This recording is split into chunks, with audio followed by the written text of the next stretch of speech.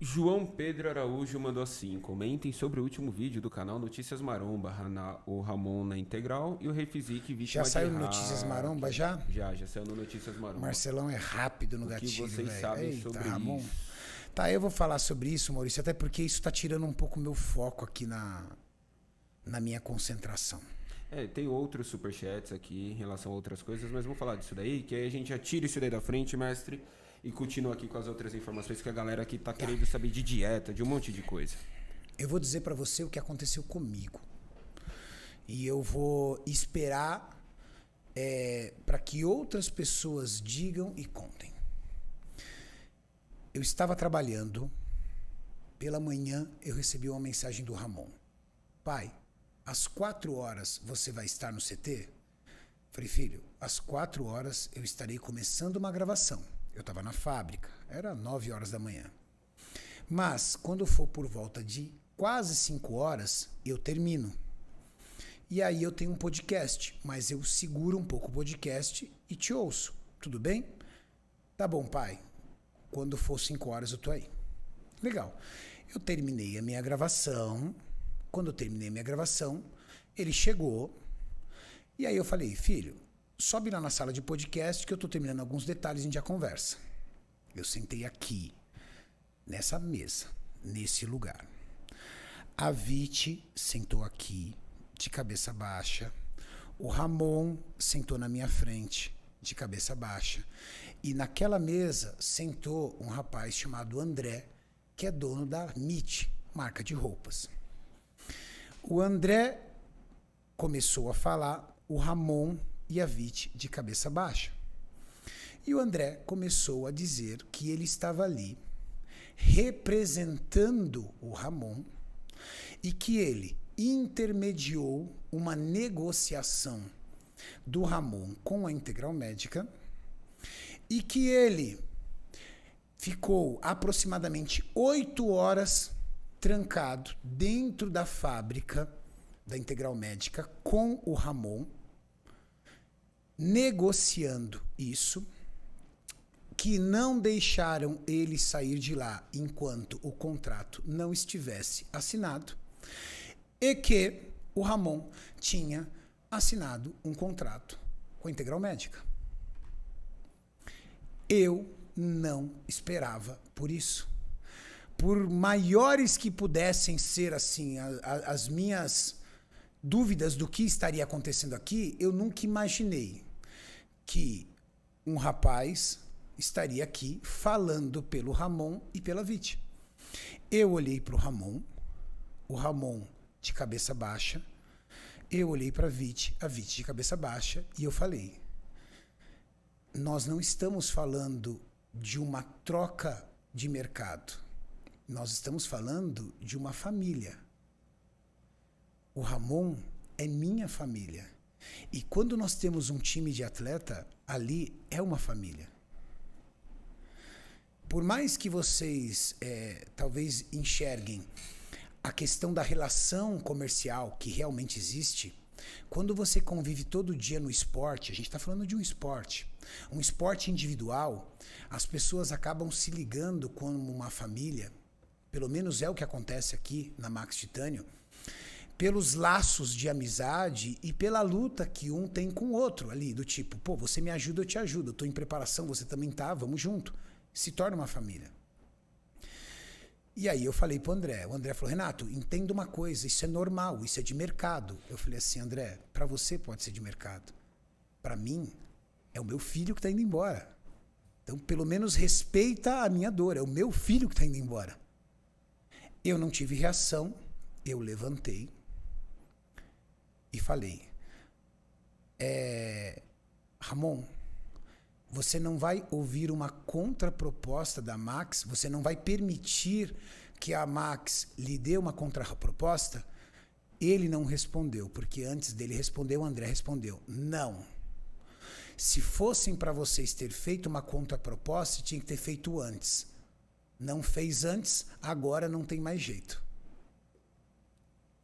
Eu não tive reação. Eu levantei, abracei o Ramon, e o Ramon, com o olho cheio de lágrima, me abraçou e falou: pai, me perdoa, eu estou fazendo isso pela Viti e pelo Ravi. A Viti me abraçou e falou: Renato, me perdoa, eu estou pensando no Ravi.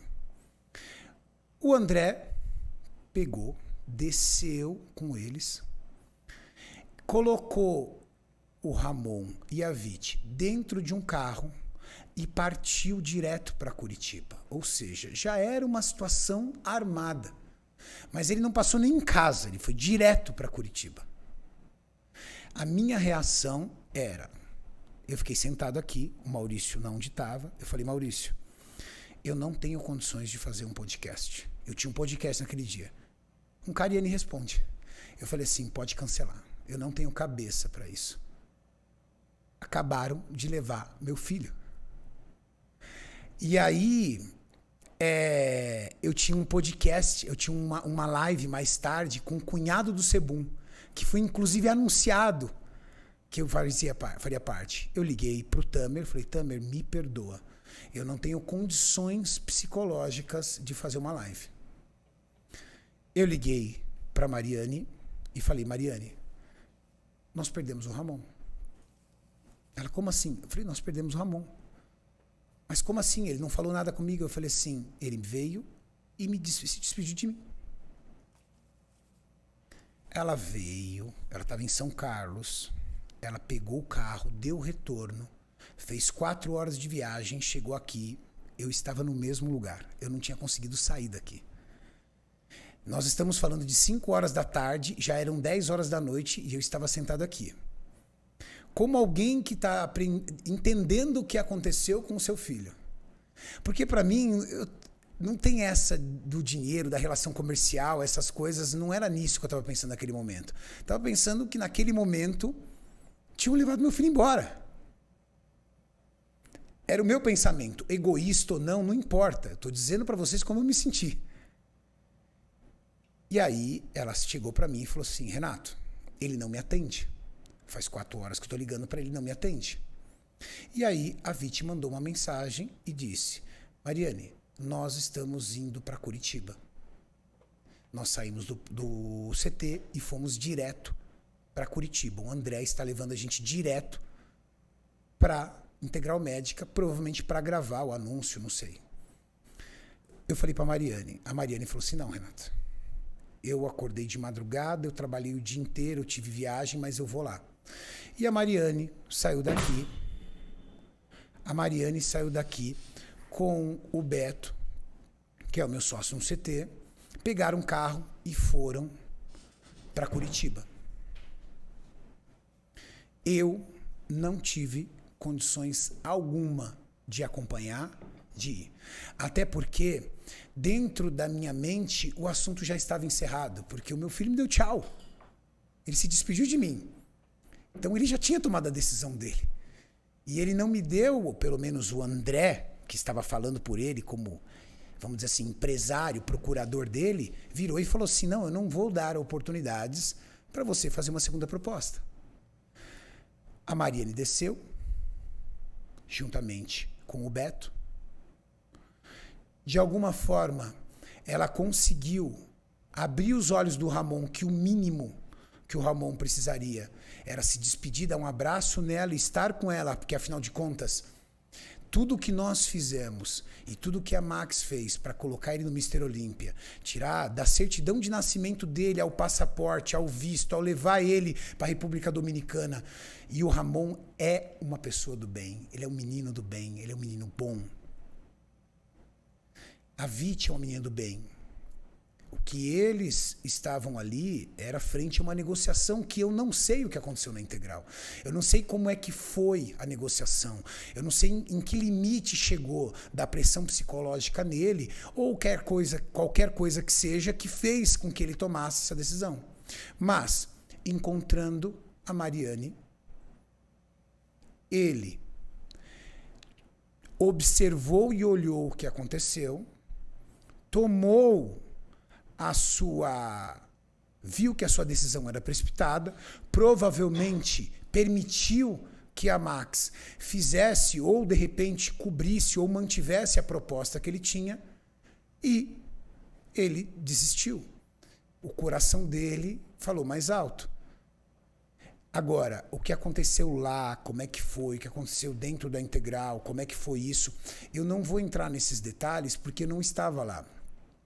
Eu sei de um, de outro, eu sei o que aconteceu aqui. Aqui, eu recebi o Ramon, a Vit e o André. E o André, literalmente falando, e o Ramon não falou nada, e a Vit não falou nada.